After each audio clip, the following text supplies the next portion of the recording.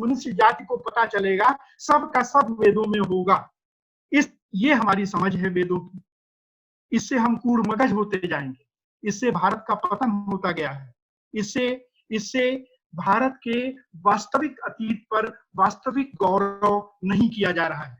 इससे शिक्षित भारत, उन्नत भारत, वैज्ञानिक भारत नहीं पैदा हो रहा है। इस प्रकार से अतीत को देख करके अंधविश्वासी भारत, अनपढ़ भारत, जातिवादी भारत, कूड़मगज भारत पैदा हो रहा है। भक्त भारत पैदा हो रहा है, और भक्त भारत भारत की पराजय है। भक्त भारत भारत का पतन है। भक्त भारत में वैज्ञानिक नहीं पैदा हो सकते। भक्त भारत विश्वगुरु नहीं हो सकता। तो गर्व करने का तो ये तरीका है। आप पूछेंगे कि अगर अतीत गौरवशाली था इस तरह का, तो ये पद्धति कैसे पड़ गई कि अतीत पर हम ठीक ढंग से गर्व करना भूल गए और धीरे धीरे हमारी ये हालत होती गई? कब गड़बड़ हुआ?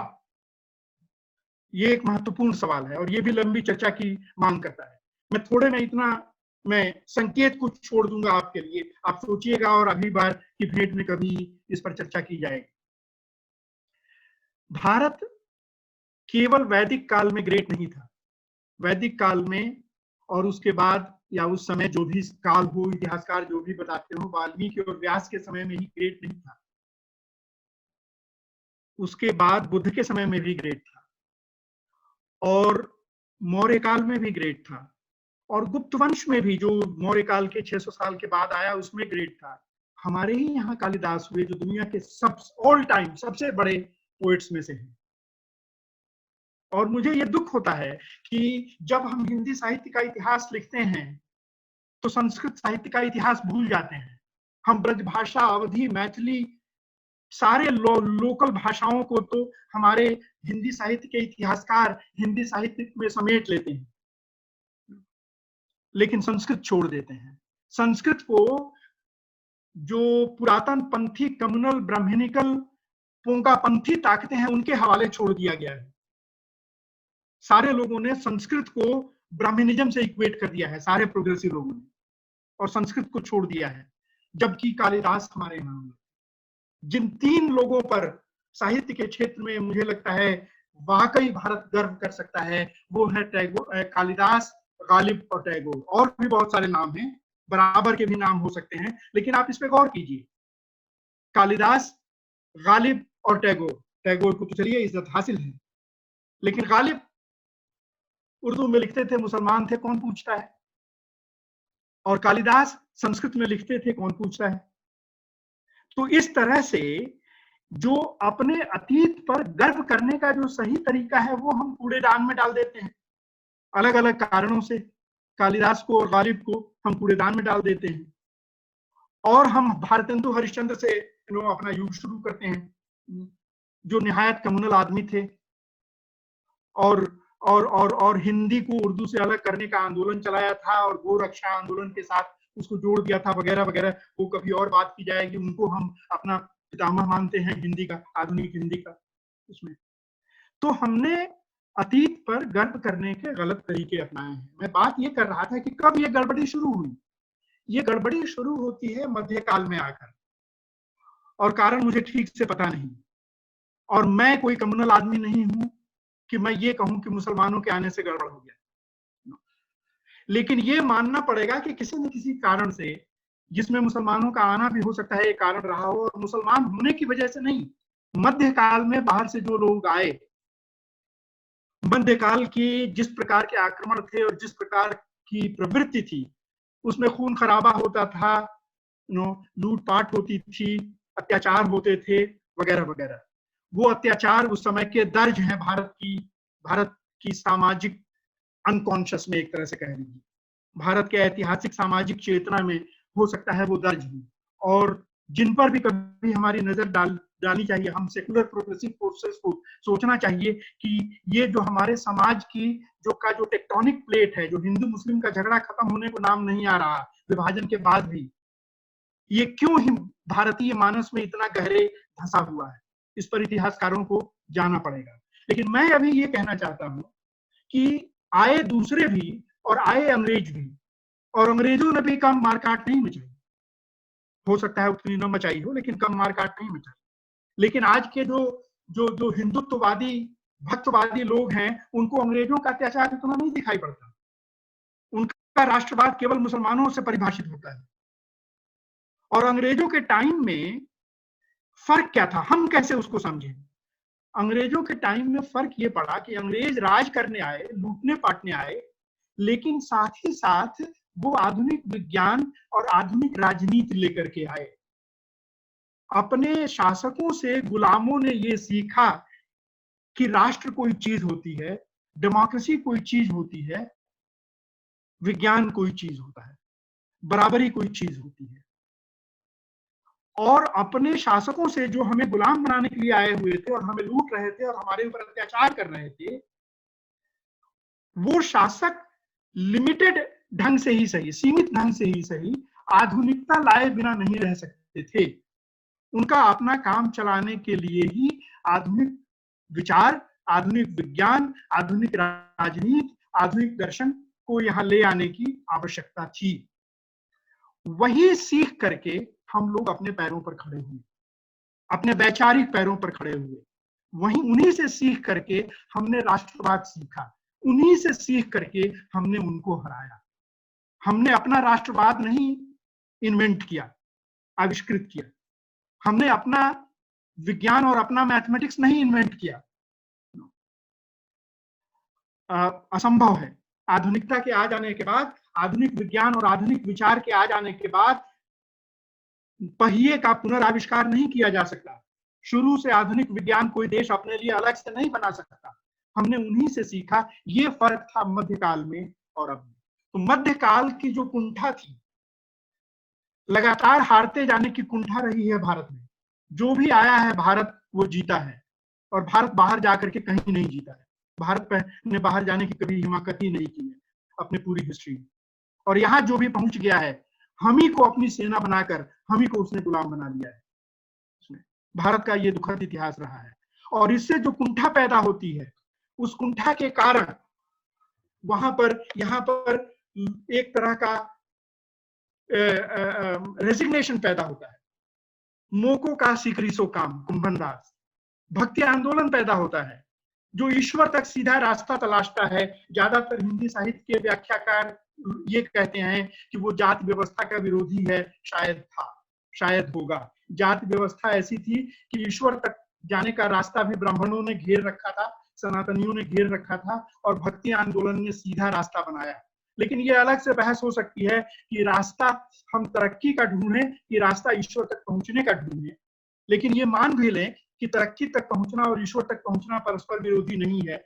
दिल में ईश्वर तक पहुंचते रहेंगे, जीवन में तरक्की के रास्ते पर चलते रहेंगे। अगर ये मान भी लें तो भी ये इस प्रकार की संस्कृति का निर्माण जो केवल भक्ति पर आधारित हो, ये मध्य युग में हुआ।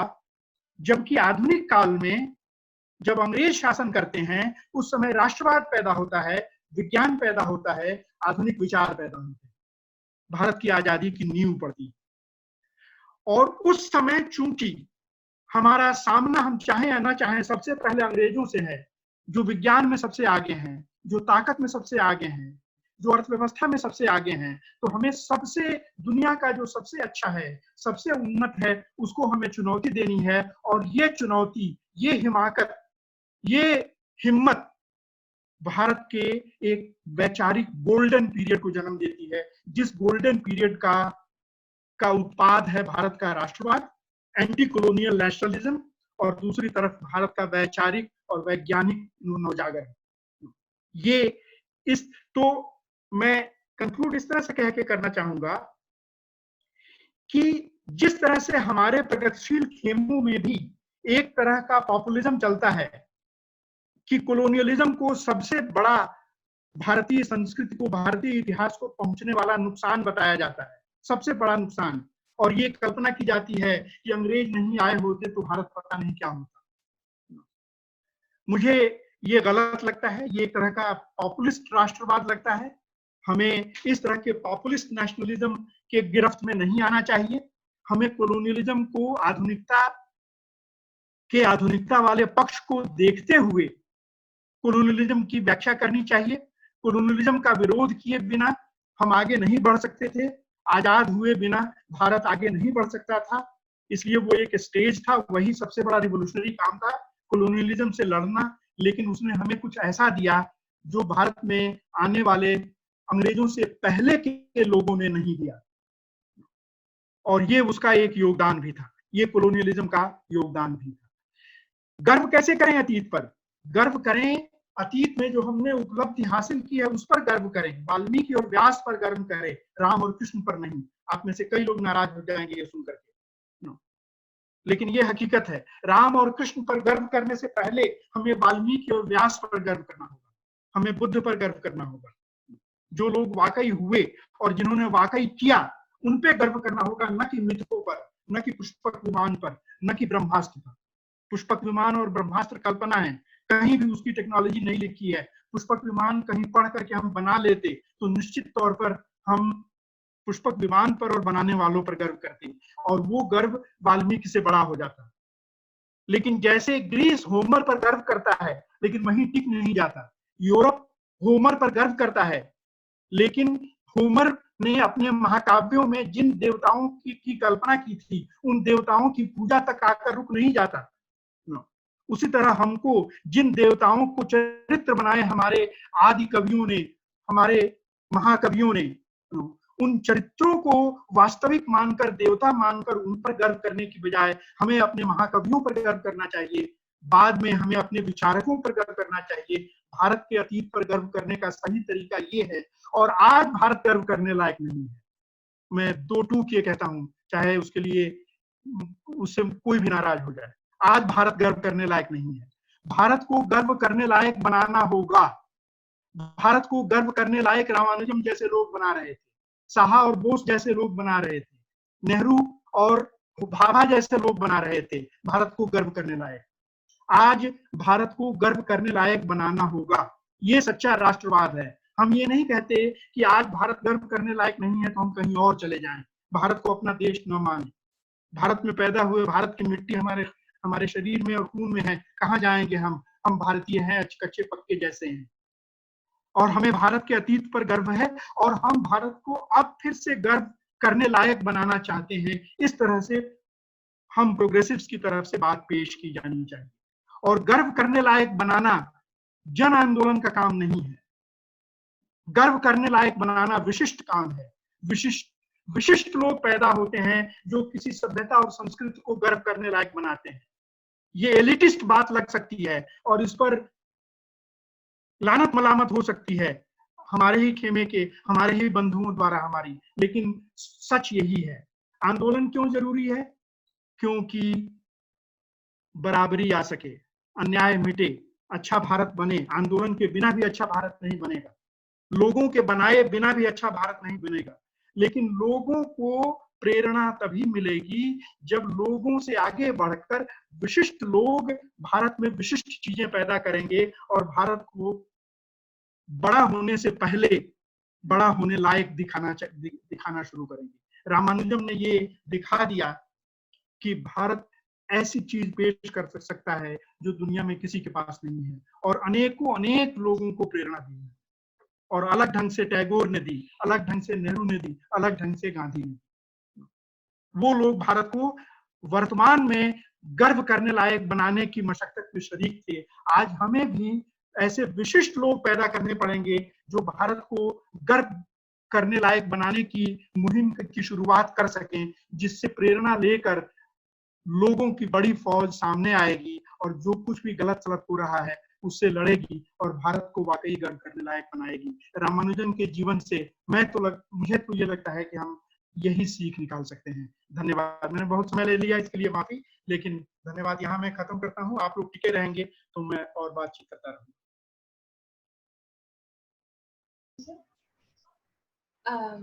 शुक्रिया।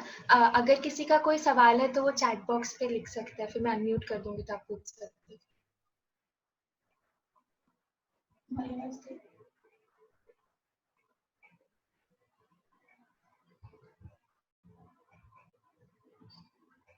या तो आप अपना हाथ उठाने वाला सिंबल भी डाल सकते हैं या आप चैट बॉक्स पे भी लिख सकते हैं, जो ठीक लगे। इसके अलावा और भी तो नहीं स्क्रीन का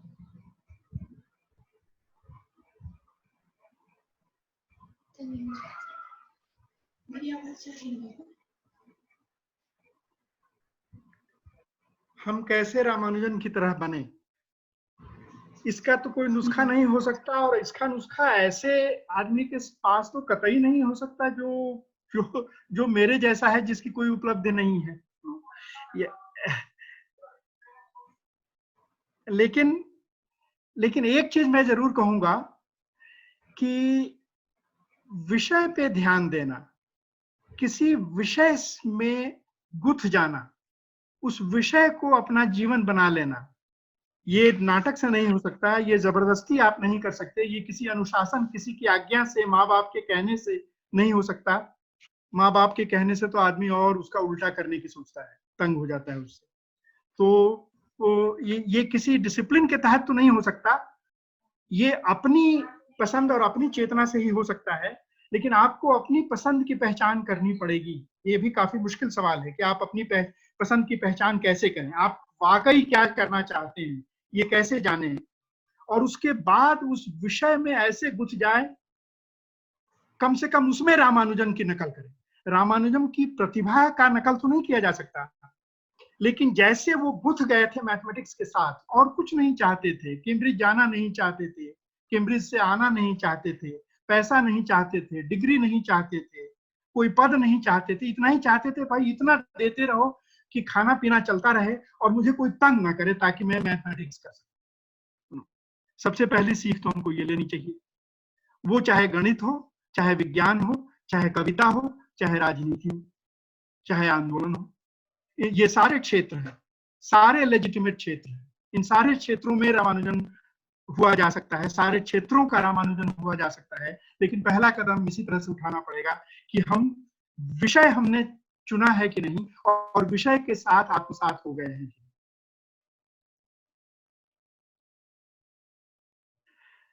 तार्किकता, वैज्ञानिक दृष्टिकोण, सवाल एक के बाद एक आ रहे हैं, मैं क्या करूं। तार्किकता, वैज्ञानिक दृष्टिकोण विकसित करने में एजुकेशन कितनी सहायक है, एक सवाल ये मैं लेता हूं जो भी आया है। तार्किकता और वैज्ञानिकता विकसित करने के लिए तार्किक और वैज्ञानिक ढंग की शिक्षा होनी पड़ेगी। आपको ये टोटोलॉजिकल लग सकता है कि ये तो कोई जवाब नहीं हुआ, क्योंकि हर प्रकार की शिक्षा तार्किकता और वैज्ञानिकता का विकास नहीं करती। जब शिक्षा दीक्षा शुरू हुई थी पुराने समाजों में, जब अभी विज्ञान नहीं था, ग्रीक सोसाइटी की बात करें, तो पढ़ा लिखा ग्रीक होने का मतलब आज से 2500 साल पहले ये होता था कि उसको होमर आना चाहिए, उसको होमर याद होना चाहिए। कोई भी शुरुआती सभ्यता जो है वो कविता से, साहित्य से शायद शुरू करती है, विज्ञान नहीं होता है। लेकिन कुछ और चीजें हुई कि धीरे धीरे 100-200 साल के अंदर ही, होमर 800 साल पहले ईसा से और सुकरात 400 साल पहले ईसा से, सुकरात और प्लेटो तक आते आते ग्रीक सभ्यता में पढ़े लिखे होने का मतलब यह होने लगा कि आपको ज्योमेट्री भी आनी चाहिए। प्लेटो के इंस्टीट्यूट के दरवाजे पर लिखा था कि जिसको ज्योमेट्री ना आती हो उसको अंदर मत घुसने दो। यही स्लोगन लिखा हुआ था प्लेटो के एकेडमी के गेट पर। इस तरह का ऊंचा पैमाना 400 साल के अंदर तय हो गया ग्रीक सभ्यता में। तो हमें बहुत गौर से ये तय करना पड़ेगा कि हम ऐसी शिक्षा बनाएं और अपने बच्चों को ऐसी शिक्षा दें जो उन्हें तार्किक और वैज्ञानिक बनाए। उसके बजाय ऐसी शिक्षा भी हो सकती है जो उनको कूड़मगज बनाए, पढ़ा लिखा अनपढ़ बनाए, अंधविश्वासी बनाए, उनको झूठ में विश्वास कर लेने वाला ज्यादा आसानी से, सच को छोड़कर झूठ को मान लेने वाला ऐसा बनाए, जैसा कि कई बार आज के शासकों द्वारा प्रयास किया जा रहा है ऐसी शिक्षा बनाने का। और हमारे यहाँ जो शिक्षा के अच्छे संस्थान हैं जो हमें वैज्ञानिक और तार्किक बना सकते हैं, उनको बर्बाद करने की मुहिम चलाई गई है नए शासकों के द्वारा, क्योंकि वो ऐसी तार्किक और शिक्षा को और ऐसी वैज्ञानिक पैदा करने वाली शिक्षा को खत्म कर देना चाहते हैं, ताकि भक्तों वाली शिक्षा दी जा सके और भक्त आंख मूंद कर उनको अपने कंधे पर बिठाए।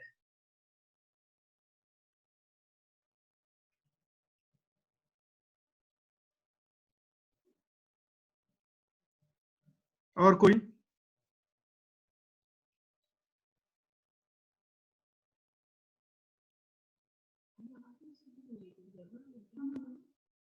उधर नहीं नहीं, मेरा तो जा रहा है, कोई सवाल आ नहीं रहा है। वेरा? वेरा? सवाल है थोड़े हाँ, रुकिए। हाँ। हाँ जी, एक second.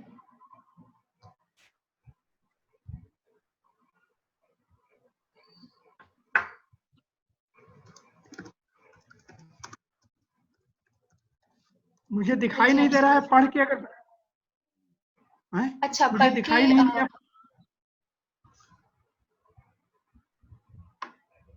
Somehow I am not able to see.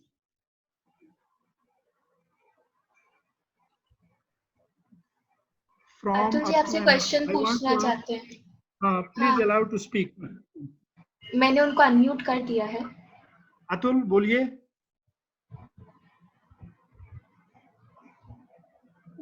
सुन रहे हो आप अतुल जी हमें? हेलो प्लीज बोलो। हेलो।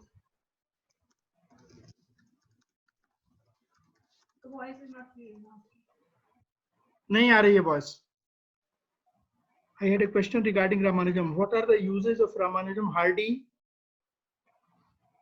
हाँ, Ramanujam Hardy क्या? Ramanujam Hardy? Numbers like 1729. Numbers like 1729. इन numbers का तो ऐसे सीधे कोई इस्तेमाल नहीं है। ये numbers के गुण जो हैं वो नंबर थियरी पता करती है जैसे इन गुणों को, वैसे ये एक विशिष्ट नंबर है, इसका अपने आप में कोई महत्व नहीं है। लेकिन रामानुजम और हार्डी का एक थ्योरम था, उसका इस्तेमाल आज कंप्यूटर साइंस में बहुत होता है।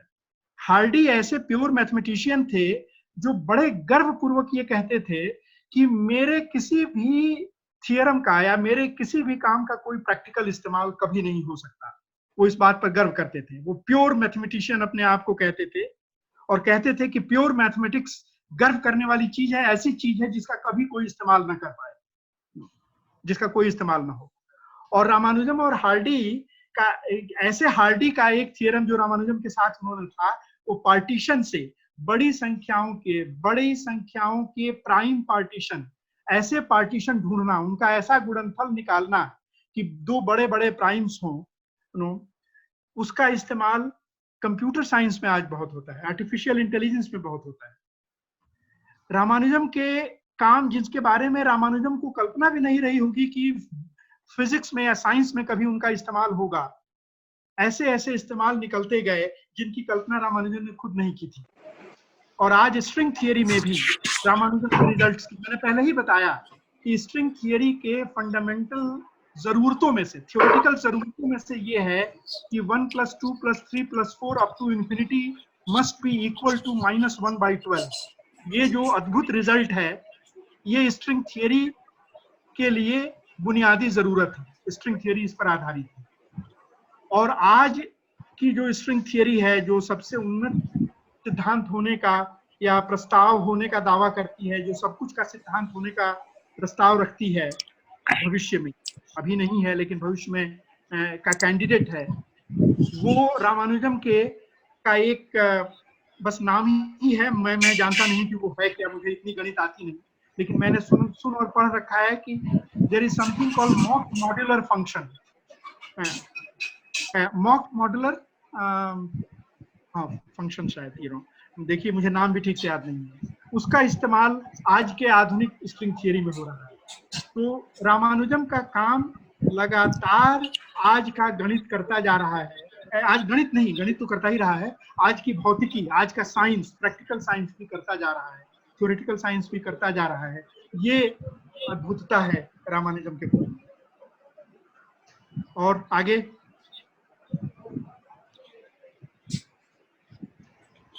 अतुल जी का एक क्वेश्चन था कि रामानुजम जी एक एक्सीडेंट है क्या हम उनको एक एक्सीडेंट मान सकते हैं? रामानुजम जैसी प्रतिभा हमेशा ही एक्सीडेंट ही लगेगी। एक्सीडेंट, यस, मैं मानता हूं कि एक्सीडेंट ही थे जो हम लोगों को एक्सीडेंट लगती है, क्योंकि ऐसी विलक्षण प्रतिभा की कल्पना कर पाना लगभग असंभव है। लेकिन आप जानते हैं कि जिसे हम एक्सप्लेन नहीं कर पाते उसको एक्सीडेंट कहते हैं। क्योंकि एक्सीडेंट भी अकारण तो नहीं होता ना, एक्सीडेंट इसलिए तो नहीं होता ना, कोई न कुछ एक्सीडेंट जिसे कहते हैं वो भी, उसका भी कारण ढूंढा जा सकता है। तो कोई क्षमा करेंगे, समाजशास्त्री, कोई मनोवैज्ञानिक कभी कारण ढूंढेगा रामानुजम जैसे लोगों के पैदा होने का, लेकिन आज वो एक्सीडेंट ही दिखाई। क्षमा करेंगे, मैं द्विवेदी मयंक भूषण भारद्वाज बोल रहा हूँ। संस्कृत का छात्र रहा हूँ, अभी भी हूँ। एक्सीडेंट वाली चर्चा पर मुझे एक्सीडेंट के लिए हिंदी का एक ही शब्द ध्यान में आता है, वो है दुर्घटना। और संस्कृत में या हिंदी में जो शब्द होती है सुघटना, जिसे अच्छी घटना कहेंगे, इसके लिए अंग्रेजी में मुझे कोई शब्द नहीं मिलता। तो रामानुजम भारतीय इतिहास में, भारतीय गणित के इतिहास में हमारे वैचारिक धरोहर के रूप में एक सुघटना है, जिसके लिए मेरे पास अंग्रेजी का कोई शब्द नहीं है। ये मेरा अंग्रेजी का अल्प ज्ञान हो सकता है, लेकिन हम इसे दुर्घटना कभी नहीं कह सकते। Ramanujan was not an accident in our life. हम लोग प्राइज्ड हैं, हम लोग भाग्यशाली हैं कि रामानुजम के वंशज हैं, इसी भारत भूमि पर उन्होंने जन्म लिया है। सही बात। मेरा ये कहना था कि आज की जो वैचारिक पृष्ठभूमि बदलने की जो कोशिश की जा रही है समाज के द्वारा और प्रशासन के द्वारा सामूहिक रूप से, और कुछ वर्ग मिलकर के कुछ अपने विचारों को हमारे ऊपर थोपने की कोशिश कर रहे हैं, जिसमें हमारी आवाज नक्कार खाने में तूती की आवाज की तरह प्रतीत होती है। एक चारों तरफ से घनघोर अराजक वातावरण दिखाई दे रहा है। टेलीविजन पर वही दिखाया जा रहा है जो हम नहीं देखना चाहते, या फिर जो सत्य नहीं है। हमारे आसपास ऐसा वातावरण बनाया जा रहा है जिसमें हमारा खुद का दम घुटता हुआ नजर आ रहा है। ऐसी विपरीत और विरोधात्मक परिस्थितियों में कैसे हम स्वयं को संभालें, और रामानुजम इसमें हमारे लिए कैसे प्रेरणा बन सकते हैं? राइट, बहुत सही कहा आपने, बहुत सही सवाल है। और मैं जनरल बातें ही कह सकता हूँ, वो ये कि 20वीं सदी की शुरू में जब अंग्रेजों का प्रत्यक्ष गुलामी वाला शासन था, जब भारत को कोई आजादी हासिल नहीं थी, जब भारत आज से कई गुना अधिक गरीब था, जब यहाँ स्पेनिश फ्लू, जैसे आज कोरोना आया हुआ है, उस समय स्पेनिश फ्लू 1918 में आया था और कोई उपाय नहीं था उससे लड़ने का।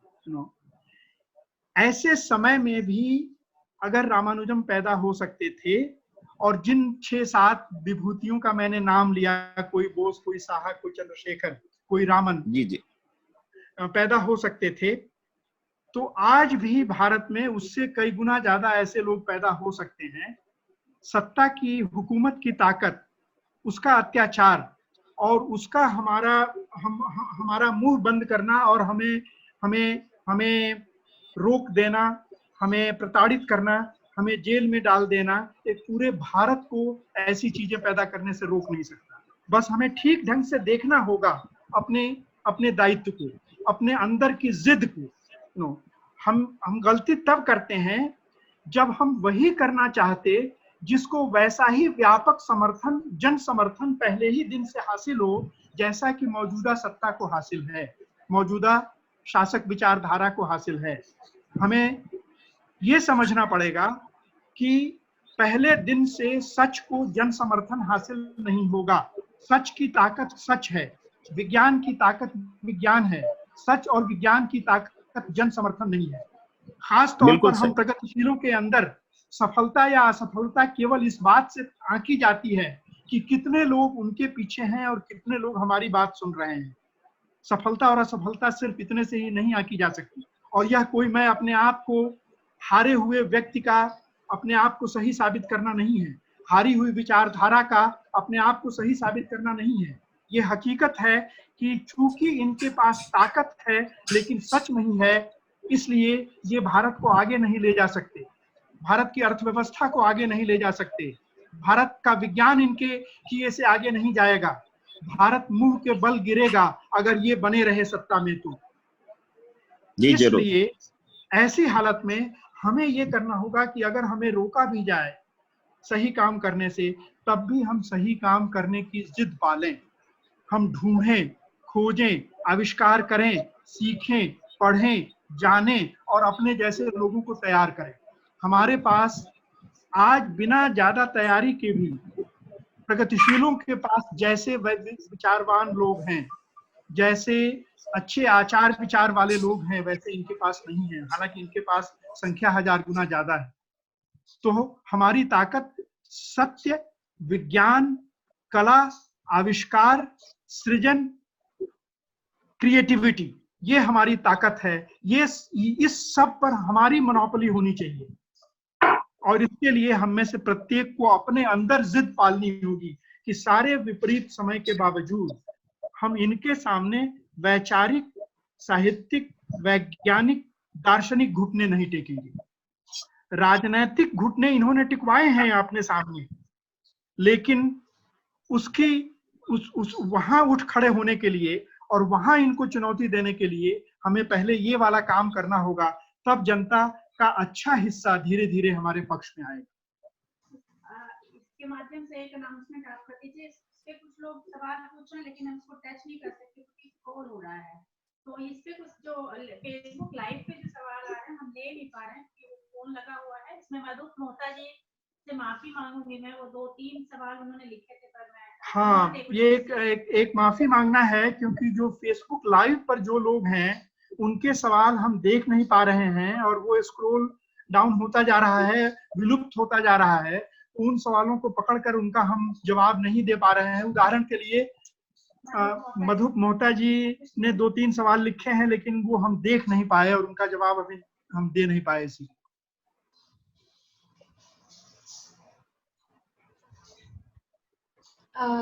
रवि अंकल, मानसरी का एक सवाल था कि बच्चों में ये स्किल कैसे डेवलप करें।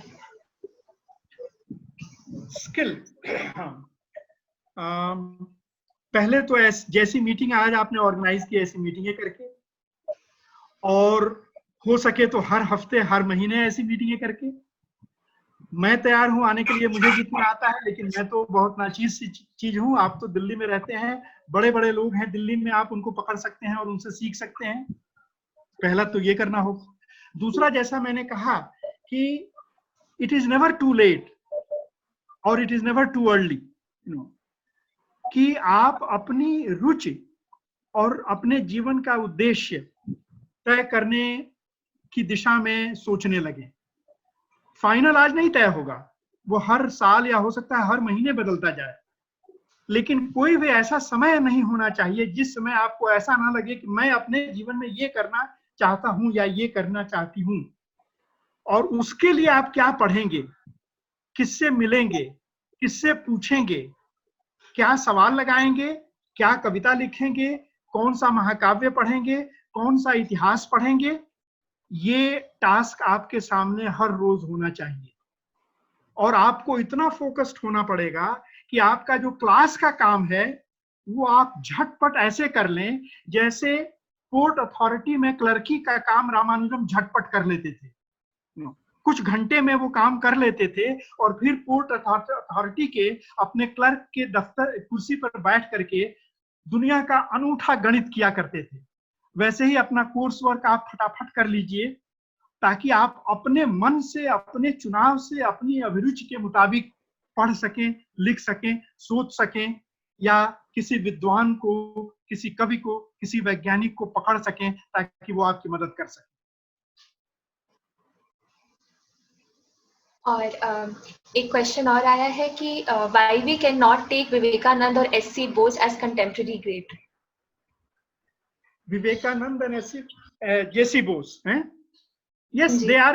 ये तो रिलेटिव सवाल हुआ ना, ये रिलेटिव सवाल हुआ कि हमारे वाल्मीकि और व्यास जो हमारे एंशिएंट ग्रेट्स थे, और कालिदास जो वो भी एंशिएंट ग्रेट थे एक तरह से, या बॉर्डर लाइन, एंशिएंट और मिडिवल के बॉर्डर लाइन के ग्रेट थे।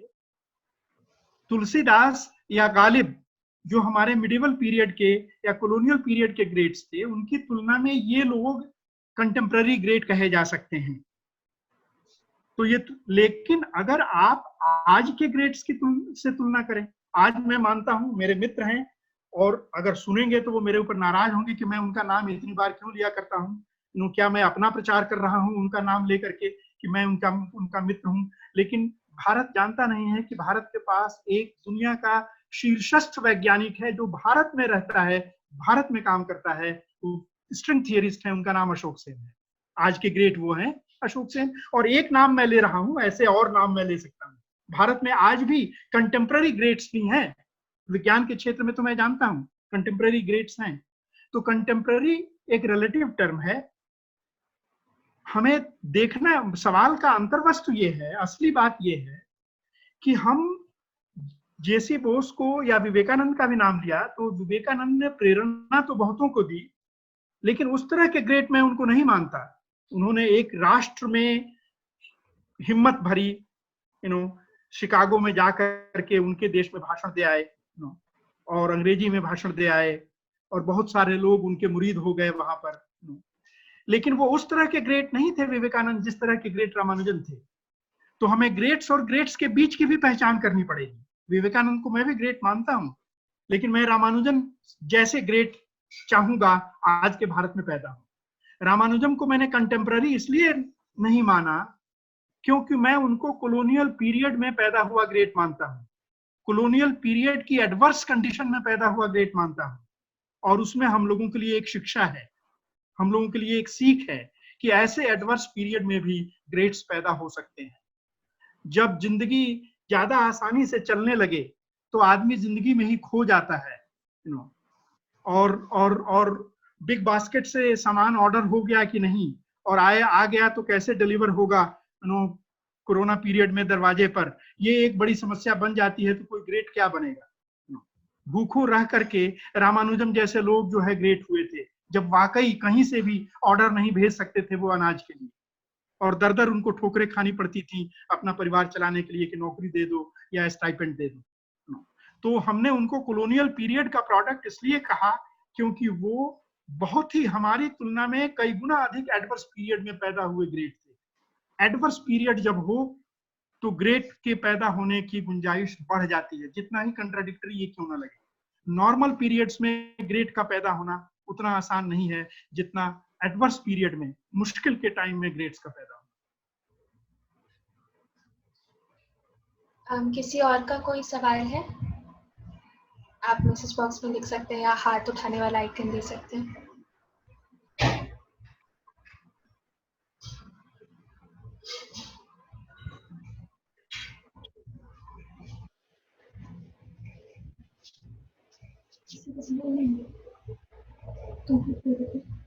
महान वह है जिस पर न उसका देश अपितु समग्र विश्व पे तरसना। यस, मयंक जो कह रहे हैं सही है। महान, यस, महान की कोई देशज, लोकल या राष्ट्रीय परिभाषा नहीं हो सकती। नो, हर राष्ट्र गए गुजरे राष्ट्र में अपने अपने महान होते हैं, लेकिन जो अपने अपने लोकल महान होते हैं ना, जिनको महानता का दर्जा आसानी से प्राप्त हो जाता है क्योंकि उनको जनता महान मानने लगती है, अगर वो वाकई वस्तुतः वैश्विक महान ना हो तो अपने राष्ट्र को ऊंचा नहीं उठा पाएंगे। इसलिए मैं मयंक की बात से सहमत हूं कि वाकई महान होने के लिए वैश्विक महान होना पड़ेगा, ग्लोबल ग्रेट होना पड़ेगा।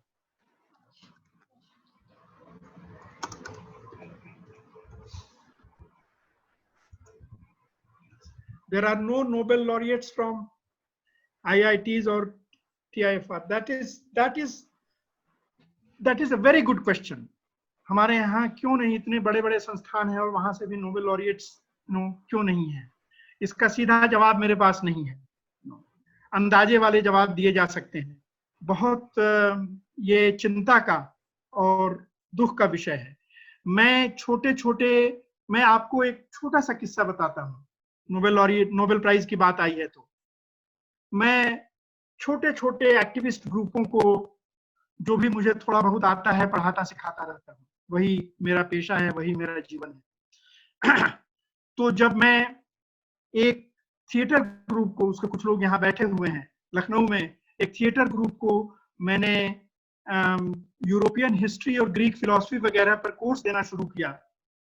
तो शुरुआत में जस्ट उनका इंटरेस्ट बनाने के लिए उनको मैंने एक होमवर्क दिया था। कोर्स शुरू होने से पहले ही मैंने एक होमवर्क दिया था कि 1900 से लेकर आज तक के सारे नोबेल प्राइज विनर्स आप nobelprize.org पे जाके देख सकते हैं कितने लोगों को मिला है, किस किस विषय में मिला है, और उनकी जीवनियां वहां पर हैं। आप ये रिसर्च करें और पता करें कि किस कॉन्टिनेंट को सबसे ज्यादा नोबेल प्राइज गए हैं, किस देश को सबसे ज्यादा नोबेल प्राइज गए हैं और किस देश को नहीं गए हैं, कम गए हैं, किस धर्म में पैदा हुए लोगों को सबसे ज्यादा नोबेल प्राइज गए हैं, दुनिया के किस इलाके, कॉन्टिनेंट मैंने पहले ही कहा, को गए लोगों को नोबेल प्राइज सबसे ज्यादा गए हैं। और ये बड़ा ही चौंकाने वाला, आप ये आंख खोल, आप ये एक्सरसाइज करेंगे, अपने लिए ये रिसर्च करेंगे तो बड़ा ही आंख खोलने वाला पाएंगे ये चीज को। मैं एक ही चीज, मैं किसी धर्म वर्म को नहीं मानता, लेकिन इतना या किसी जेनेटिक, मैं रेसिस्ट नहीं हूं, मैं नस्लवादी नहीं हूं, मैं किसी भी नस्ल के ऊंचा और किसी नस्ल के नीचा होने में विश्वास नहीं करता, इस रूप में मत लीजिएगा। लेकिन जो यहूदी बैकग्राउंड के लोगों का नोबेल प्राइज जीतने का जो रिकॉर्ड है, वो यूरोप जिसका रिकॉर्ड सबसे ज्यादा है, बाकी यूरोप का, नॉन यहूदी का, उससे भी 100 गुना ज्यादा है। जो average Nobel prize per capita Nobel prize जीता गया है पूरी मानवता के द्वारा, अगर ऐसा कैलकुलेट आप करें पर कैपिटा नोबेल प्राइज, तो और यहूदियों का पर कैपिटा नोबेल प्राइज अगर आप निकालें तो वो 1000 गुना ज्यादा है। अद्भुत बात है। क्यों ऐसा हुआ, कैसे हुआ, मैं नहीं जानता। और मैं कोई यहूदी धर्म का प्रचारक नहीं, और सारे सभी जगह के यहूदियों ने नोबेल प्राइज नहीं जीता। उन यहूदियों ने नोबेल प्राइज जीता जो यूरोप में या अमेरिका में रहते थे। तो यूरोप या अमेरिका का होना भी जरूरी था, यहूदी होना काफी नहीं था, नहीं तो इजराइल सबसे ज्यादा नोबेल प्राइज जीत जाता। तो आप ये पाएंगे कि दुनिया की अनेक सभ्यताओं ने कोई नोबेल प्राइज नहीं जीता है, और पर कैपिटा नोबेल प्राइज जीतने की सबसे पुअर रिकॉर्ड्स में से हम लोगों का रिकॉर्ड है। हालांकि फिर भी हमसे भी खराब रिकॉर्ड औरों का भी है उसमें।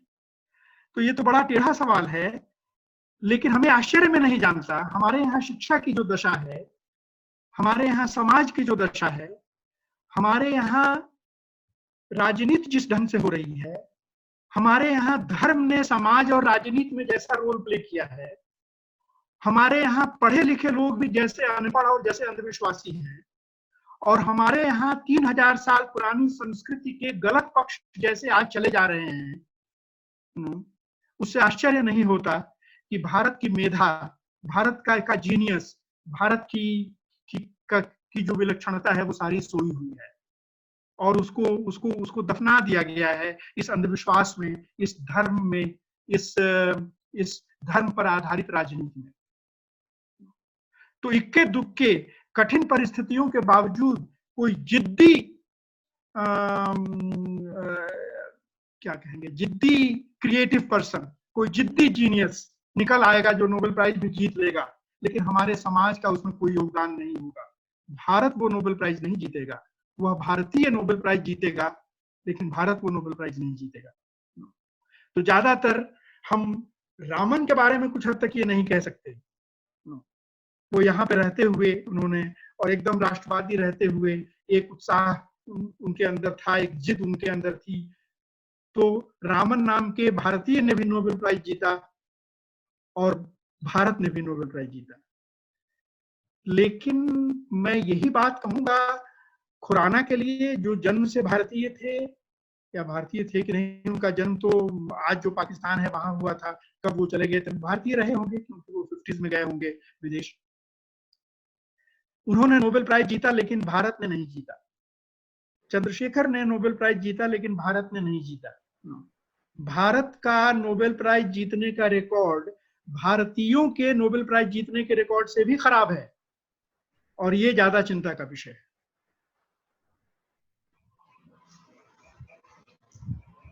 समझ रहे हैं ना बात आप, भारतीयों और भारत में जो हम फर्क कर रहे हैं।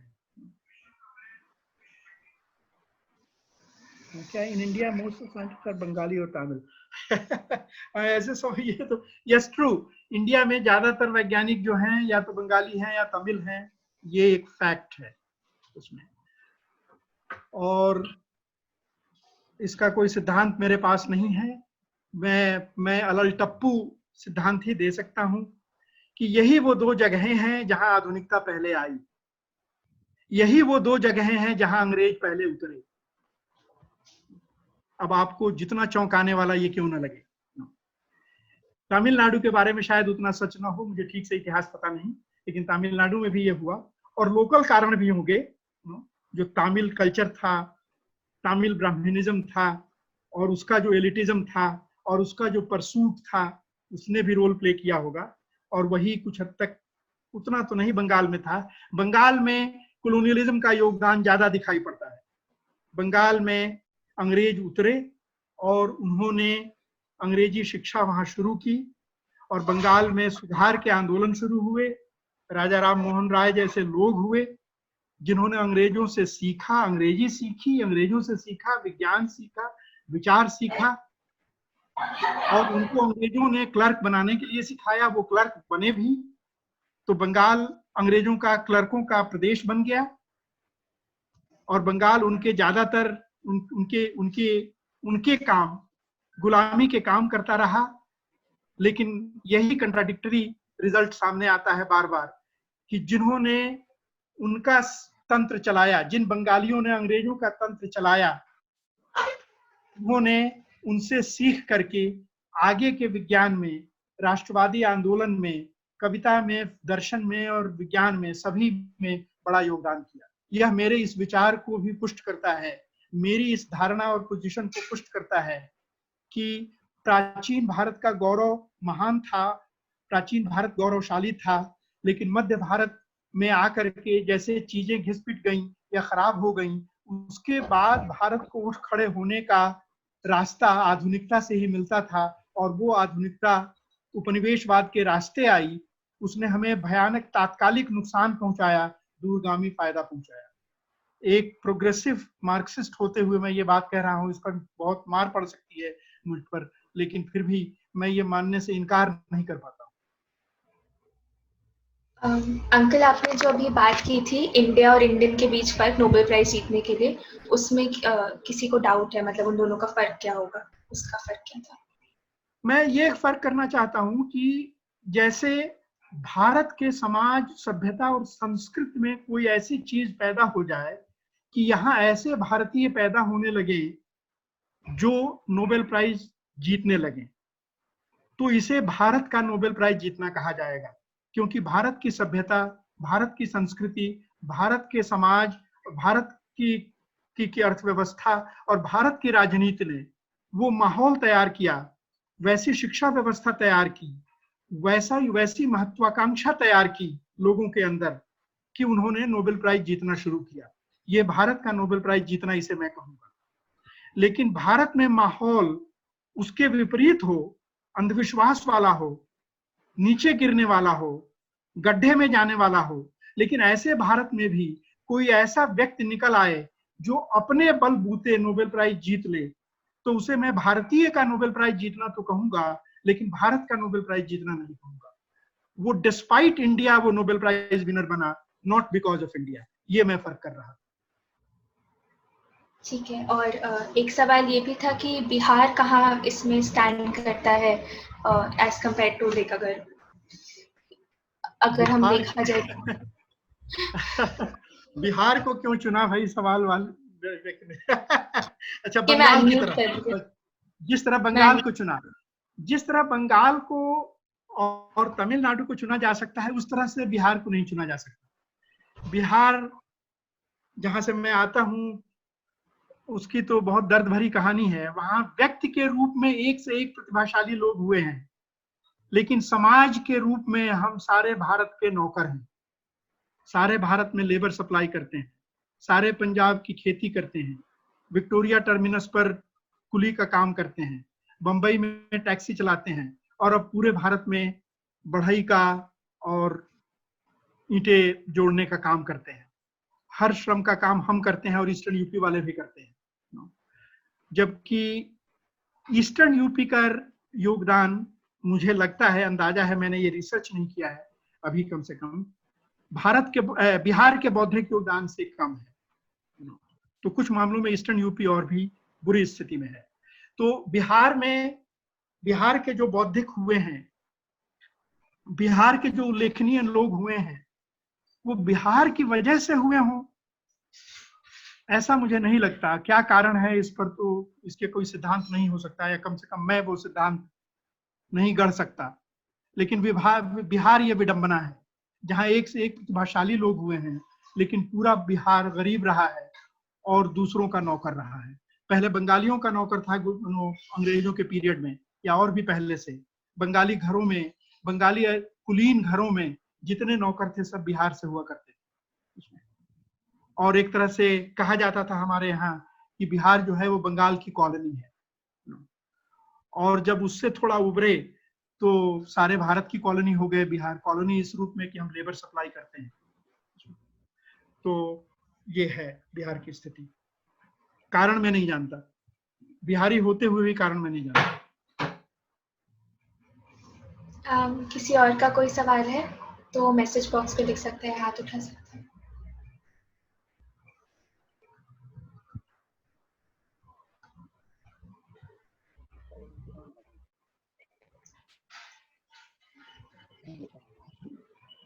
मैंने आपको अनम्यूट करा है।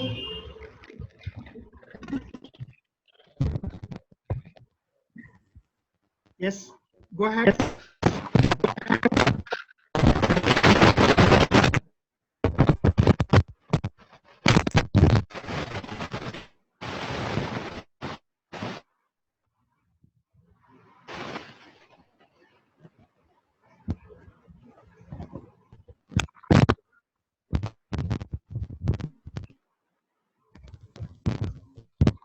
No more question, but forward to another session. अच्छा, Mayank.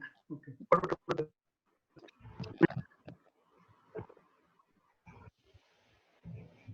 नागराजू कुछ कह रहे हैं? Nagaraju, you were saying something?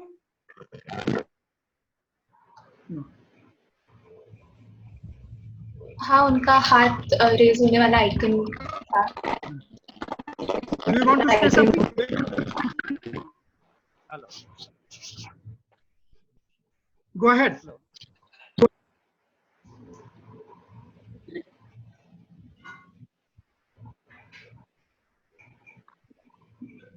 Sir, today we are very much thankful to you introducing grammar history, mathematical works, and in history.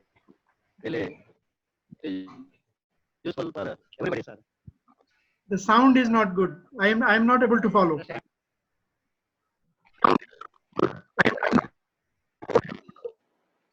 Hello.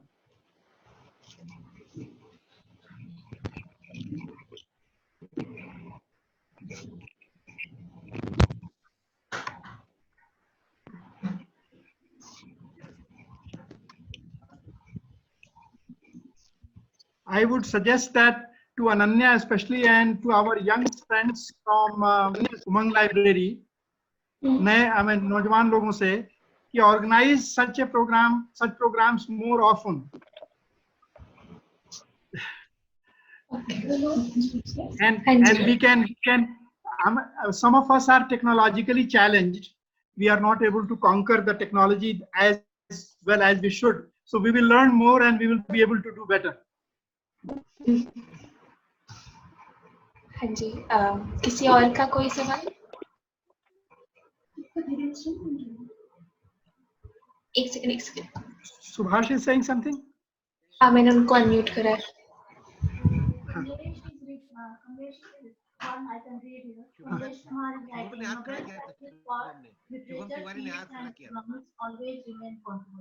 Yes, that is also true.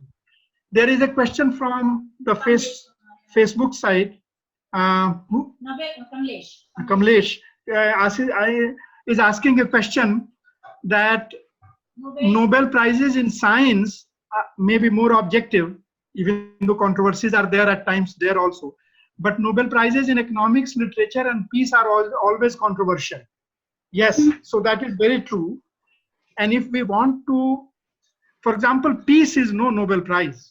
I mean, if Kissinger can win a peace prize, remember, I mean, if Bush can win a peace prize, the people who create biggest wars, and who are responsible for, this kind of violence, this kind of war, they get peace prize. Peace prize is determined more politically. Literature, not completely, arbitrary, but yes, there are controversies about literature prize also. In comparison, the Nobel Prizes in sciences are less controversial. So if you want to see the achievement of if you want to do some kind of data analysis of Nobel Prizes in order to draw some conclusions about the success or failure of a civilization or a country, then you should do the analysis first of the science prizes. I'm saying this not because I am a scientist, but I mean, I have, science is more, scientific success can be measured more objectively. So there are literature grades also. So those literature grades, there is no controversy in the case of literature grades, but then in the normal case there are controversies.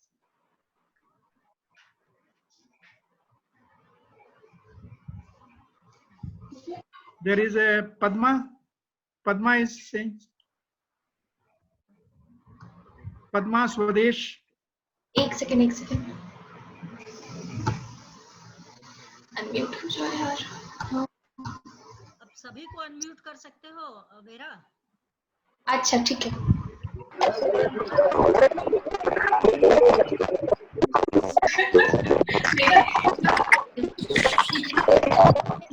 Can I speak, Vera? जी हाँ जी।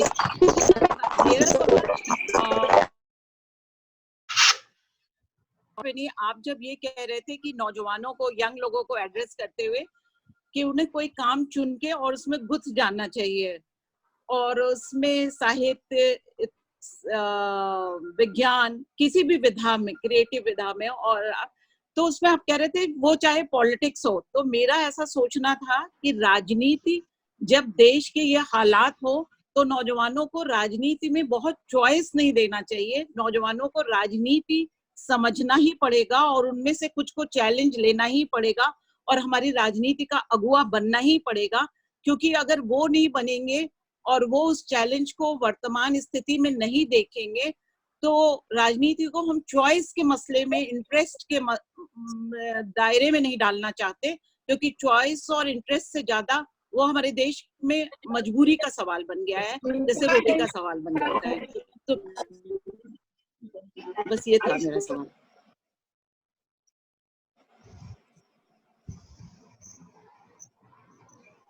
मेरा सवाल आ गया? तो meeting में नहीं है। हाँ, अब सुनाई दे रहा है? मैं म्यूट हो गया था। मैं एग्री करता हूँ पद्मा जो कह रही है उनसे।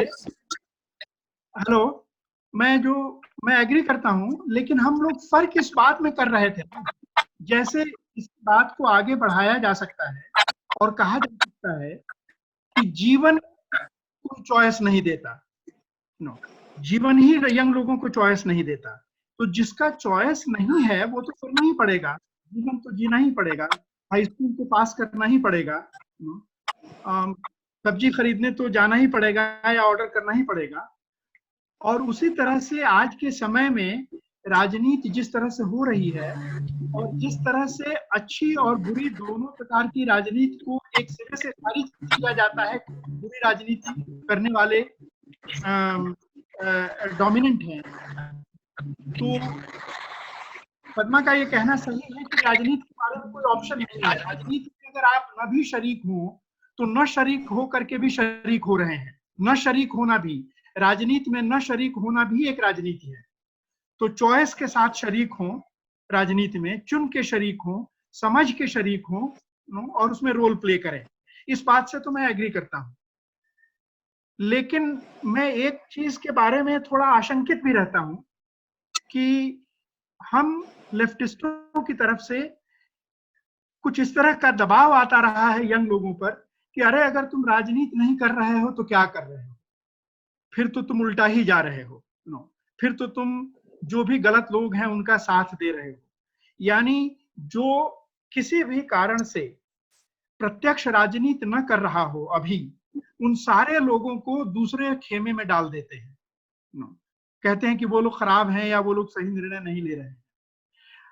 और प्रकारांतर से हम हर प्रकार के दूसरी प्रतिभा, मेधा, सृजनशीलता को, हर प्रकार के दूसरे काम को राजनीति से दोयम बता देते हैं। राजनीति पहले करो, टाइम मिले तो फिर गणित भी सीख लेना, टाइम मिले तो फिर कविता भी लिख लेना, टाइम मिले तो फिर नाटक भी कर लेना।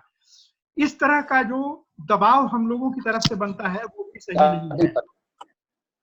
इसके बारे में भी हम लोगों को सचेत रहना चाहिए, क्योंकि राजनीति वो अच्छा करेगा जो जितनी समझ है उसकी खिड़की से छलांग लगा दे और हमेशा छलांग लगाने को तैयार हो, वो राजनीति करेगा। या जो विचारवान होगा और साथ ही साथ त्यागवान भी होगा, दोनों का योग होगा, वो राजनीति ठीक करेगा। हमारा ये मानना है कि जो विचारवान होगा, जो कुशल होगा, समझदार होगा और साथ ही साथ समाज की जरूरत के लिए त्याग करने को भी तैयार होगा, वैसा युवा ठीक ढंग से राजनीति कर पाएगा। इसलिए जो तैयारी वाला पक्ष है उसको भूलना नहीं चाहिए और सड़क पे कूद पड़ो, आज जो कहा जा रहा है सिर्फ यही करो। और आप जो भी राजनीति कर रहे हो, जिस राजनीति की असफलता उस युवा को भी स्पष्ट हो और बाकी समाज को भी स्पष्ट हो, उसी असफल राजनीति में उसको खींचने के लिए आप सिर्फ उसको ये चुनौती दें कि अगर तुम स्वार्थी नहीं रहते तो हमारे पास साथ आते, अगर तुम स्वार्थी नहीं रहते, स्वार्थ केंद्रित नहीं रहते तो तुम राजनीति करते। इस तरह उसकी लानत मलामत करने लगे जो युवा राजनीति करने को तैयार ना हो। ये जो हमारा तरीका है ये गलत है। पहले हमें अपनी राजनीति समझानी पड़ेगी, पहले हमें ये स्वीकार करना पड़ेगा कि हमारी राजनीति को असफलताएं झेलनी पड़ी हैं, पहले हमें एक्सप्लेन करना पड़ेगा कि वो असफलताएं क्यों तात्कालिक थी, और पहले हमें ये बताना पड़ेगा कि आगे की हमारी राजनीति की सफलता के लिए हमने क्या सोचा है और क्या प्लान बनाया है, और ये तुम सोचो इस पर, ये तुम्हें ठीक लगता है कि नहीं, अगर ठीक लगता है तो इसको ज्वाइन करो। मुझे लगता है कि युवाओं को राजनीति के लिए प्रेरित करने का ये तरीका होगा। पॉपुलिस्ट तरीका या उनको धता बताने का, उनको स्वार्थी बताने का, उनकी लानत मलामत करने का तरीका ठीक नहीं है। किसी और का कोई सवाल हो तो अपने आप को अनम्यूट कर सकता है, वो ऑप्शन अब खुला हुआ है, या मैसेज बॉक्स में भी आप लिख सकते हैं। हेलो, क्वेश्चन था कि जो रामानुजन ने एक चिट्ठी लिखी थी और उसके बाद ये सब आगे बढ़ा, तो इसीलिए मैंने बोला था कि ये it was left to the chance. It so happened that it came to the limelight. अगर उन्होंने चिट्ठी नहीं लिखी होती थी तो the great work done by Ramanujan वो हम लोगों को अभी भी पता नहीं चलता था। तो इसी रेफरेंस से आज अगर आज की जो यंग जनरेशन है तो उनके सामने डॉक्टर या इंजीनियर होने के अलावा अगर कोई ये चाहेगा कि मुझे मैथमेटिक्स में करियर करना है तो उनके लिए आप क्या सजेशन देंगे सर? यस, रामानुजम के केस में आपका ये कहना सही था कि काफी हद तक ये अच्छे अर्थों में एक्सीडेंट था कि उनकी खोज हार्डी ने रामानुजम के रहते ही कर ली। बहुत सारे लोगों की खोज तो उनके मरने के बाद भी हुई है, मैथमेटिक्स में भी और दूसरी जगहों पर भी, दर्शन में भी और दूसरी जगहों पर, विचार के क्षेत्र में ऐसी भी घटनाएं हुई हैं कि लोग बहुत अनूठा काम करके मर गए, गुमनाम थे और बाद में उनकी किसी ने खोज की। और रामानुजम की खोज हार्डी पूरी तरह रामानुजम की खोज रामानुजम के रहते हुए पूरी हो गई हो यह भी सही नहीं कहा जा सकता, क्योंकि रामानुजम की खोज जारी रही, क्योंकि उन्होंने जितने मिस्टिफाइंग रिजल्ट्स, जितने अद्भुत रिजल्ट पेश किए, उन रिजल्ट्स को समझने का काम आज तक चल रहा है, यानी रामानुजम की खोज आज तक जारी है। तो रामानुजम तो एक रेयर घटना थे, एक बिल्कुल रेयर घटना थे। जो आपके सवाल का दूसरा पक्ष है कि आज कोई युवा अच्छा गणितज्ञ कैसे बने या अच्छा वैज्ञानिक कैसे बने, तो उसका तरीका यही है कि आज गणित जहां पहुंचा है, आज विज्ञान जहां पहुंचा है, उसको विधिवत सीखने की शुरुआत करें। कोई रामानुजम से ये सीख नहीं ले सकता कि हम तो कोई स्थापित गणित या जाना हुआ विज्ञान समझेंगे ही नहीं, क्योंकि हमने तो रामानुजन का रास्ता पकड़ना है, हम अपने आप ही सारा ढूंढ लेंगे। तो रामानुजन ने खुद जानबूझ के ये नहीं किया, मजबूरन उनको ये करना पड़ा। और ये कोई तरीका नहीं होता कि कोई ये सोचे कि हम अपने आप ही अपना सारा रास्ता निकालेंगे, हम स्थापित विज्ञान से, स्थापित गणित से कुछ नहीं सीखेंगे। तो आज गणितज्ञ होने के लिए गणित जानना, गणित सीखना जरूरी है। और अगर आप गणित को बढ़ावा देना है हमारे देश में, ताकि युवा गणित सीखने के लिए आगे आ सके, और केवल कैंपस रिक्रूटमेंट कैसे हो जाएगा और बड़ी मोटी सैलरी कैसे मिलेगी, सिर्फ इसके पीछे न भागें। इसके लिए आज के जो भारत में और दुनिया में स्थापित गणितज्ञ हैं और प्रसिद्ध वैज्ञानिक हैं, उनका ये सामाजिक दायित्व बनेगा कि वो प्रेरित करें उनको।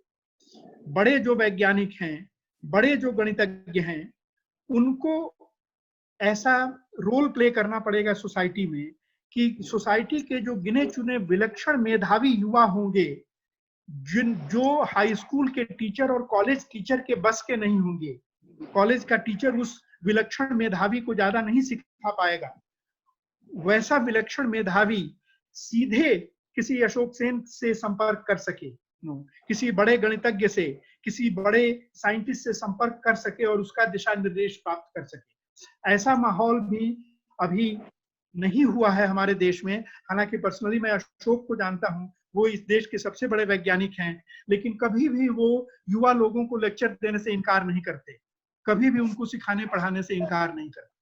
तो दूसरी तरफ से, वैज्ञानिकों की तरफ से, गणितज्ञों की तरफ से, विचारवानों और दार्शनिकों की तरफ से, इंटेलेक्चुअल्स की तरफ से ये कोशिश होनी है कि एक इंटेलेक्चुअल नेटवर्क फैले जिससे युवा लोग जुड़े, क्योंकि सारे इंस्टीट्यूशंस बर्बाद किए जा रहे हैं।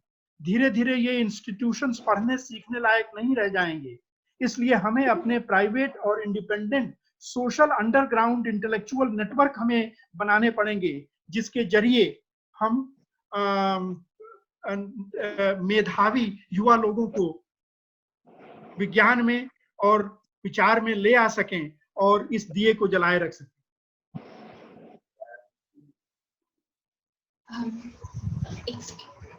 एक सेकंड सुभाष। हाँ जी बोलिए। बस मैं सब लोगों से एक अपील करना चाह रहा था, क्योंकि हम कई लोगों को जानते हैं यहाँ पर इस प्रोग्राम में जो आए हैं, लेकिन कई लोगों को पहली बार देख रहे हैं, कई बार पहली बार मिल रहे हैं। तो सभी लोगों से मैं गुजारिश करूंगा, रिक्वेस्ट करूंगा कि उमंग लाइब्रेरी रोहिणी का जो फेसबुक पेज है, एक तरीका ये है कि आप अपना कॉन्टैक्ट एड्रेस अगर अपने हमें भेज देते हैं, ईमेल आईडी या फोन नंबर, तो चूंकि हम लोग आगे लगातार कार्यक्रमों का सिलसिला चला रहे हैं ऐसी अलग अलग मसलों पर, मतलब उमंग लाइब्रेरी की तरफ से ये यहाँ पर जूम पर पहला प्रोग्राम है, और लेकिन भविष्य में भी हम लोगों के कार्यक्रम करने की जूम पर भी और प्रत्यक्ष मीटिंग करने की भी योजना हम लोग की है ही। तो अगर आप लोगों का कांटेक्ट नंबर रहेगा हमारे पास, जो जिनको हम प्रत्यक्ष जानते नहीं है, तो उमंग लाइब्रेरी रोहिणी ये फेसबुक पेज है उमंग लाइब्रेरी का, तो आप अपना फोन नंबर या ईमेल आईडी जरूर हम लोग को उसमें इनबॉक्स कर दें, ताकि हम भविष्य में भी आप लोगों से कांटेक्ट करेंगे। ये मैं सूचना देना चाह रहा था।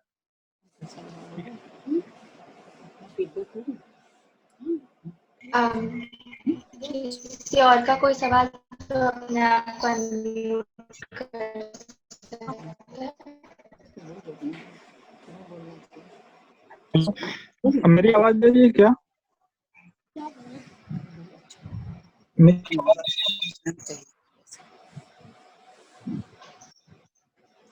बोलिए। मैंने वो बिहार वाला क्वेश्चन डाला था, उसमें ये था कि बिहार जैसे एक राज्य में जहाँ पे मतलब संसाधनों की कमी है और बहुत सारे मतलब जो संसाधन है वो बाहर चुके हैं, वैसे में अगर हम कोशिश करें एक समाज के तौर पे और एक मतलब व्यक्तिगत स्तर पे, तो कैसे अपने भविष्य के नौनिहालों को मतलब मदद कर पाए उनके लक्ष्य को पाने में। और दूसरा प्रश्न ये था कि बिहार जैसे कि आपको पता है कि वो अपने अतीत के गर्व से उपलब्ध हो रहा था, जहाँ भी आप देखेंगे तो अपने अतीत का बखान करता रहता है, तो उसमें कैसे वर्तमान के गर्व को सम्मिलित किया जाए, ये मेरा प्रश्न है सर। यस, बहुत बढ़िया सवाल है, बहुत बढ़िया सवाल है। और आपने बिहार के बारे में किया है, लेकिन ये लागू अन्य जगहों पर भी होता है।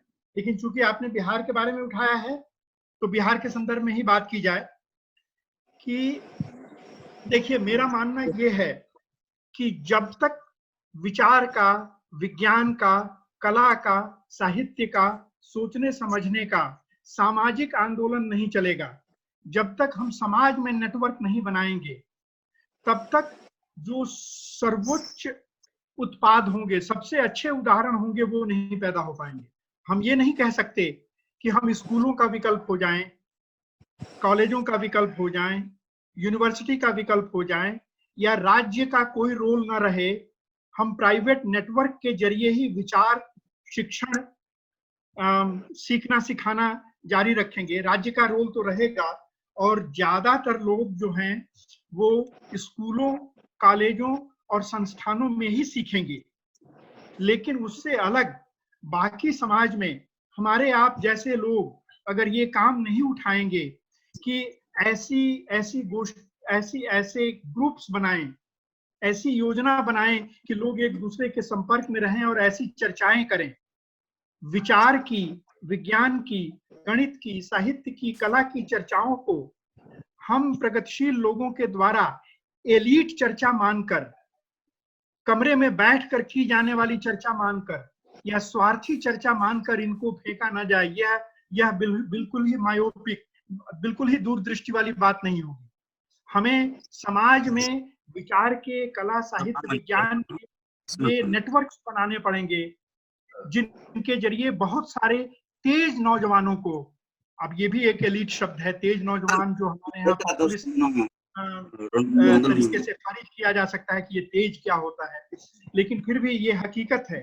तेज, उत्साही और विचारशील नौजवानों को ऐसे सामाजिक नेटवर्क में, ऐसी संगोष्ठियों में, ऐसे स्टडी सर्कल्स में, ऐसे सीखने सिखाने के ऐसे अपने सामाजिक प्राइवेट नेटवर्क में जब तक नहीं जोड़ेंगे, तब तक हम ऐसी नींव नहीं डाल पाएंगे बिहार के समाज में या किसी भी समाज में जहां वहां का बेस्ट उभर करके सामने आएगा। और हमारे आंदोलन के लिए भी, समाज परिवर्तन के लिए भी, हमारे समाज के बेस्ट को उभर करके सामने आना है। आंदोलन के पास बेस्ट होना चाहिए, सत्ता के पास बेस्ट नहीं होना चाहिए। तो सत्ता तो आजकल जैसी सत्ता है वो बेस्ट को वैसे ही फेंक रही है, तो ये एक तरह से अच्छा है। सत्ता के विरोधी जो हम लोग हैं, इस प्रकार की सत्ता के विरोधी जो हम लोग हैं, हमारे पास बेस्ट होना चाहिए और इसका भी सामाजिक आंदोलन चलाया जाना चाहिए। तो हमारे सामाजिक आंदोलन जो प्रतिरोध के लिए, लड़ने के लिए, रोजी रोटी के लिए या अत्याचार के विरुद्ध होते हैं, ये तो चले ही, इनकी जरूरत तो है ही। इसी के साथ साथ विचार के, सीखने के, पढ़ने के, गणित के, विज्ञान के, दर्शन के, ये आंदोलन भी, इसका बीड़ा भी हमारे ही आंदोलन को उठाना पड़ेगा। और हमें इसको एलिटिस्ट कहने का जो पॉपुलिस्ट रवैया है, ये छोड़ना पड़ेगा। जब तक हम अपने अपने गिरे हुए समाजों का भी जो बेस्ट है, जहां बेस्ट खदानों की तरह, हीरे की तरह धरती के गर्भ में, समाज के गर्भ में दबा पड़ा हुआ है, उसको खोज के नहीं निकालेंगे, तब तक हम बिहार को या ऐसे किसी भी समाज को प्रेरित नहीं कर सकते।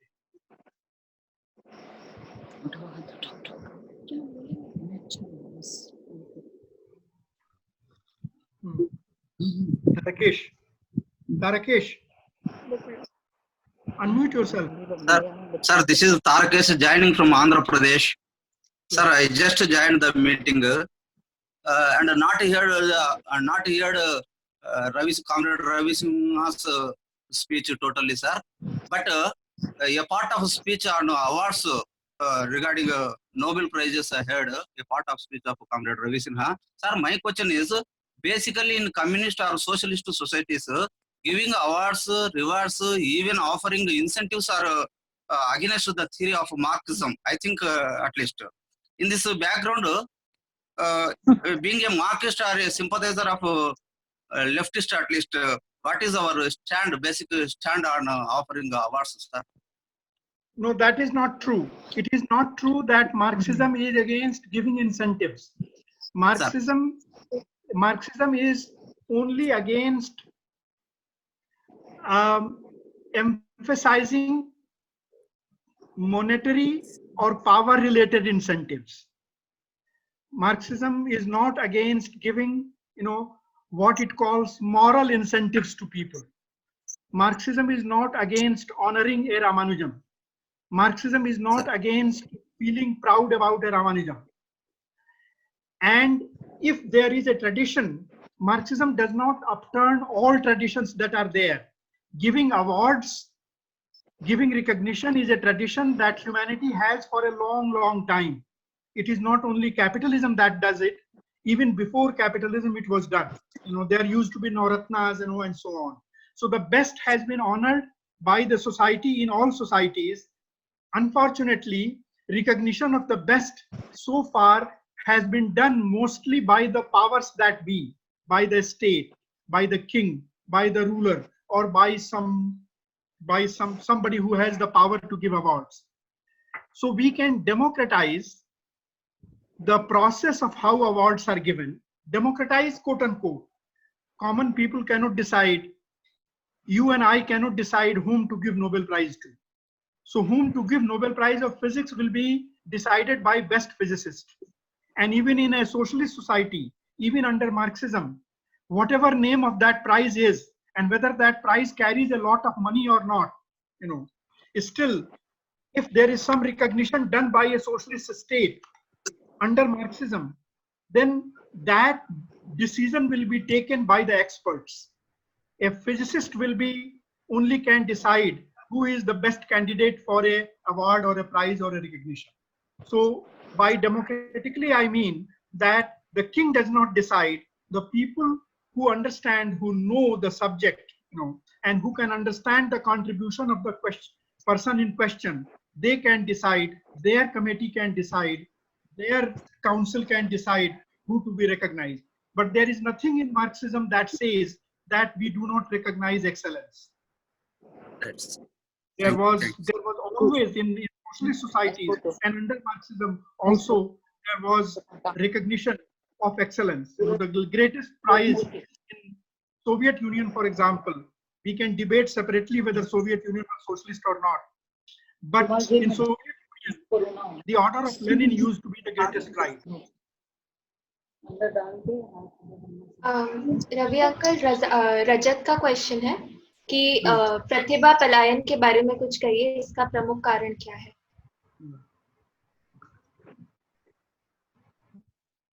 प्रतिभा पलायन का तो सीधा कारण है जो आप सभी को मालूम होगा। मैं कोई विशेष बात नहीं कह सकता, मैं उसका कोई एक्सपर्ट नहीं हूं। सीधी सी बात है कि अपॉर्चुनिटी बाहर है और प्रतिभा सबसे पहले व्यक्ति जो है, प्रतिभाशाली व्यक्ति भी, जहां तक उसकी प्रतिभा का सवाल है, उसका रिकॉग्निशन चाहता है। और आज के जमाने में तो ज्यादातर प्रतिभा का मॉनेटरी कॉम्पेंसेशन चाहता है, करियर चाहता है, पैसा चाहता है। लेकिन अगर करियर और पैसे से भी आगे जाए तो करियर और पैसे वाले में तो स्पष्ट है कि करियर अच्छा है। अगर अमेरिका जाने का, यूरोप जाने का मौका मिल जाए तो वहां तनख्वाह भी अच्छी मिलेगी, और अगर अच्छे फिजिसिस्ट हैं तो नाम भी ज्यादा होगा, और लैब भी वहां अच्छा उपलब्ध है, दूसरे फिजिसिस्ट की टोलियां भी वहीं की यूनिवर्सिटी में मौजूद हैं, पूरा माहौल वहां अच्छा है। तो फिजिक्स करने के लिए भी वेस्ट जाना, अमेरिका या यूरोप जाना अच्छा रहेगा, और पैसा कमाने के लिए भी वेस्ट जाना अच्छा रहेगा। तो ये तो सीधा कारण है, ये सभी को समझ में आता है। और आप चाहें जितना कि अरे हमें अपने देश से लगाव होना चाहिए और अपने ही देश में रहना चाहिए, ये आदर्श जितना अच्छा हो, लेकिन यह आदर्श बहुत सारे आदर्शों की तरह आप सोसाइटी पर थोप नहीं सकते। सोसाइटी के चलने का कुछ डायनामिक्स होता है, कुछ वस्तुगत कारण होते हैं। वस्तुगत कारण है कि लोग अपना हित पहले देखेंगे और अच्छा फिजिक्स करने के लिए भी और ज्यादा पैसा कमाने के लिए भी अमेरिका जाएंगे। लेकिन अगर ये देखा जाए कि क्या कुछ प्रतिभाशाली लोगों को ऐसे होते हैं जो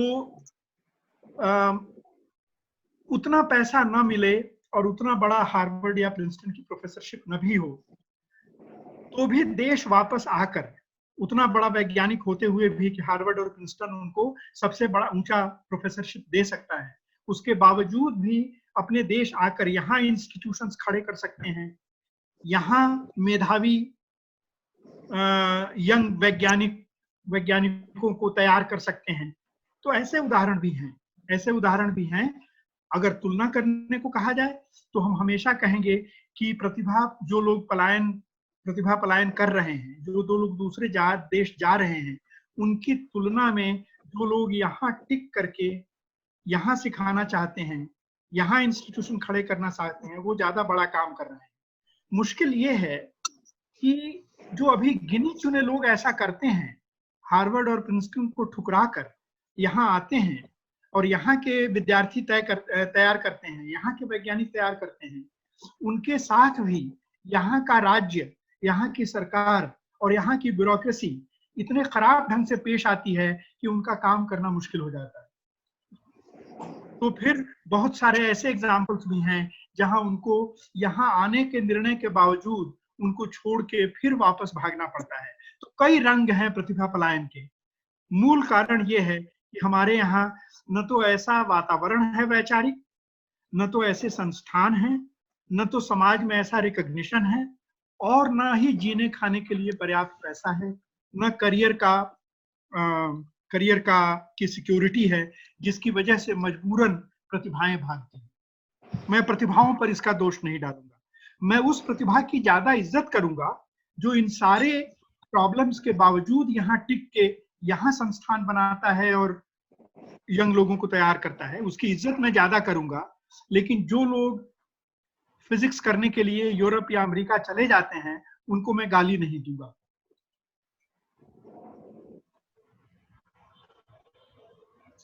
अगर किसी और का सवाल है तो अपने आप को अनम्यूट कर सकते हैं। आपका नहीं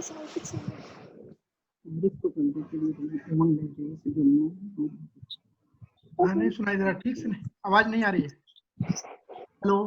हेलो। हाँ हाय, ये पहली बार का हाँ आवाज आ रही है? हाँ अब आ रही है। ये पहली बार आपका सुने, बहुत अच्छा लगा, thank you so much. Padma चाची मेरा बहुत हेल्प की इसके चक्कर में सुनाने के लिए, thank you so much. I am exposed to so much new ideas. Thank you for coming. Please आगे भी ऐसे सेशंस करते रहिएगा। जरूर। ये आप लोगों पर है। हम ज्वाइन जरूर करेंगे उमंग लाइब्रेरी को, ताकि हम सुन सके। पता है actually, thank you so much. Allahabad में ऑर्गेनाइज भी कर सकती हो। इलाहाबाद में ऑर्गेनाइज कर सकती हो। ओके, पर हम इलाहाबाद के नहीं, हम बिहार के हैं, तो अभी हम थोड़े दिन के लिए लॉकडाउन के लिए आए हैं। अच्छा, लॉकडाउन तो अच्छा नहीं है, लेकिन बिहार का होना अच्छा है। हाँ, ये बात सही है।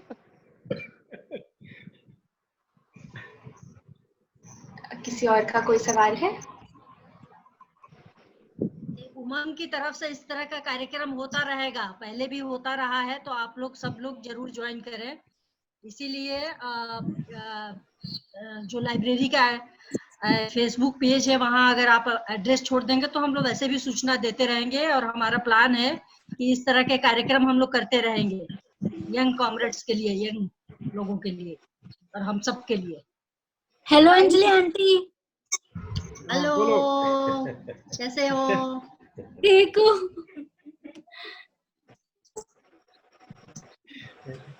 बाकी अभी हमारे कई सारे लोगों का मैसेज भी आया है कि कुछ लोग फेसबुक नहीं ज्वाइन कर पाए हैं, और यहाँ वो 100 का वो क्रॉस कर गया था, तो जिसकी वजह से वो शामिल नहीं हो पाए हैं। तो फिर उन लोगों को हम लोग ये सारा डिस्कशन यूट्यूब पर भी डालेंगे, तो उसको फिर हम लोग भेज देंगे। राइट, आप लोग रिकॉर्ड करना मत भूलिएगा। हेलो, ये रिकॉर्ड हो रहा है। रिकॉर्ड हुआ है, कल तक डाल देंगे। चलिए फिर इसी के साथ हम इस कार्यक्रम का अंत करते हैं। मैं चाहूंगी कि मुझे हमारे साथ इतना साझा किया, और आप सभी का भी जो सबका हिस्सा बने। एंड उमंग लाइब्रेरी का जो फेसबुक पेज है वो हमने चैट बॉक्स में मेंशन किया है, तो सब लोग देख सकते हैं। और थैंक यू ऑल।